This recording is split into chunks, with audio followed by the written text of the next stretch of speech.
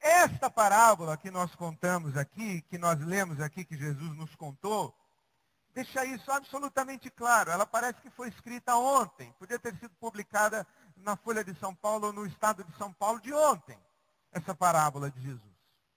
Porque ela reflete exatamente a mentalidade do mundo em que nós vivemos, a grade de valores e princípios e fundamentos a partir do qual nós construímos sociedade. E ela traz em si mesma uma crítica contundente de Jesus a respeito do mundo que nós construímos e da maneira como nós pensamos para construir o nosso mundo. E deixa claríssimo para nós que o reino de Deus, apesar de não ser desse mundo, afeta radicalmente esse mundo e impõe sobre nós outras maneiras de viver, outros valores, outras prioridades e outros fundamentos para a nossa existência. Se não, observe o que é essa sociedade aqui que Jesus está denunciando. Bom, ele fala para os judeus. O que os judeus pensavam? Nós somos o povo eleito. Nós somos os escolhidos de Deus. Nós somos os que têm privilégios diante de Deus. Nós somos a menina dos olhos de Deus. Nós somos os queridos de Deus. Nós somos o povo amado de Deus. E aí então vem Jesus e diz, olha, vocês acham que são os homens contratados na primeira hora do dia. E que têm um relacionamento com Deus muito mais antigo. E que, portanto, têm privilégios com Deus. Mas Jesus conta uma parábola que faz demolir qualquer cultura de privilégio. Aqui o raciocínio é de justiça retributiva, mérito e demérito. É um raciocínio de competição. É um raciocínio de individualismo e que leva a um darwinismo social. É a sobrevivência do mais forte. É a política do que não tem competência não se estabelece. É assim que pensa essa sociedade aqui. Porque olha qual é o raciocínio. Uns camaradas começaram a trabalhar às 6 da manhã, outros às 9, outros ao meio-dia, outros às 3 da tarde e outros às 5 da tarde. 6 horas acabou o expediente. E todo mundo recebeu exatamente o mesmo valor como salário. Ora, isso fere radicalmente o nosso senso de justiça. Porque nós pensamos assim, quem começou a trabalhar às 6 horas ganha mais do que quem começou a trabalhar às 9, ganha mais, portanto, e que, portanto, consequentemente, ganha mais do que quem começou a trabalhar ao meio-dia, que ganha mais do que quem começou a trabalhar às 3, que ganha mais do que quem começou a trabalhar às 5, e quem não trabalhou não ganha nada. Assim que a gente pensa. É justiça retributiva na base de mérito e demérito. Você merece, você é recompensado. Você não merece, não é recompensado. Trabalhou, ganha. Não trabalhou, não ganha. Trabalhou pouco, ganha pouco. Trabalhou muito, ganha muito. Assim que a gente pensa. Mas, ela é individualista. Porque você imagina como é. Hoje nós temos a cultura do chapa, né? O chapa é aquele camarada que fica na esquina com a caminhonete dele ou o caminhãozinho dele esperando ser contratado para fazer uma pequena mudança ou um pequeno transporte de alguma coisa. É o chapa. Ele fica na esquina. Você vai lá e contrata o chapa. Aqui é mais ou menos a mesma coisa. Os camaradas estão lá parados na praça esperando que sejam contratados para trabalhar na colheita, na vinha. Alguns são contratados às 6, outros às 9, outros às... Acho que o pessoal passa e vai fazendo a seleção. Esse aqui é meio magrinho, meio fraquinho. Esse aqui já está mais velho. Esse aqui já passou de 60. Não vou contratar. Vai contratando os jovens, os fortes, os saudáveis. E quando chega 3 horas da tarde, 5 horas da tarde, sobrou uma meia dúzia de camarada com cara de doente, magro e velho. Ninguém contrata. É assim a nossa sociedade.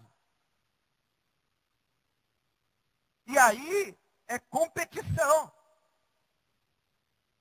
Na hora de ser contratado, eu quero ser contratado. E você que fica para ser contratado no próximo às 9. Se passar o bonde do meio-dia, você não for contratado, eu não quero nem saber. Porque eu vou correr na frente para subir no bonde primeiro que você. Gera um individualismo.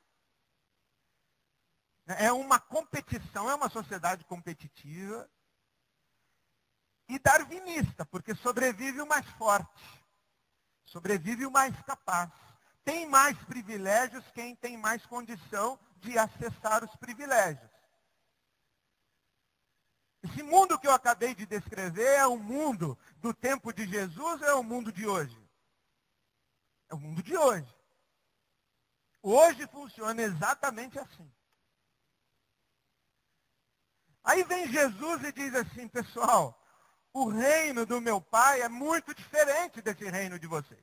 Muito diferente. O reino do meu pai é muito diferente. Porque ele começa dizendo, olha, o reino dos céus é como o proprietário que saiu para contratar trabalhadores para a sua vinha. Então ele está falando do reino dos céus, o reino de Deus, o reino do seu pai. Então o reino de Deus é muito diferente. Como é o reino de Deus? O reino de Deus, em primeiro lugar, afirma a dignidade intrínseca de todo e qualquer ser humano. Porque é criado à imagem e semelhança de Deus. Todo e qualquer ser humano tem o mesmíssimo valor e a mesmíssima dignidade. Independentemente de sua raça, de seu credo, de seu gênero, de sua classe social e de seu time de futebol. Agora mesmo eu estava aqui dando uma espiada para o pessoal que contribui, passa um sujeito com a camisa do Corinthians, contribui aqui. Eu digo, o reino de Deus é maravilhoso. Acolhe a todos. Porque todos têm o mesmo valor, a mesma dignidade. E de onde se tira isso? Se tira isso do seguinte, é que um denário é o salário equivalente a um dia de trabalho. Um dia de trabalho. Você trabalhou um dia, você ganha a sua porção de um dia. Um denário.